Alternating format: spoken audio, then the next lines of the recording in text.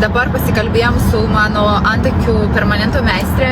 Žinai, aš kartais tai pagalvoju, vat kodėl aš žiūriu, kodėl klausau va tokių dalykų, kas man yra? Pasakok. Ir aš priėjau tokios išvados. Išvaizdos ar išvados? Pasižiūrėkit, aš esu visa permanentinė, visa padaryta. Pripūsta. Pas mane suleistas botulinas, Išleistas insulinas. pas mane yra padaryti antakiai, plemba ir vokai. Čiurnos pripūstos, galinė blauzdos dalis šlifuota, medvilnės prileista yra į kairį petį, kaklo sąnariai yra traukti, dubens dugną pakeitus pas trenerę, kojų nagai refibriliuoti, plaukų šaknys irgi actų nudegytos, girnos darytos pas meistrelį vieną ten anykščiuose, pačią gėlę irgi pasikėlus, stuburo pakilimą darius utenoj, blauzdos surištos. Taip, tai daugiau nieko. Dar smegenys yra pas mane. Išpjauti.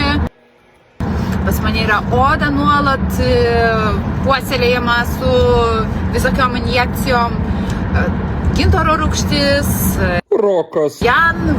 Kaip gali natūraliai ir gražiai atrodyti skaišytas veidas? Taigi tau yra įmanoma tokie dalykai, nes pas manęs jau, žinau, kad jau einu šalia darželių, net neprileidžia jau, va, pažiūrėkit. Nu, nemandagiai. Pakankamai nemandagiai, aš daugiau ne... Aš visai dirbtinė. Man 36 metai. Tai žodžiu, sekit mane ir žiūrėkit, ką darau.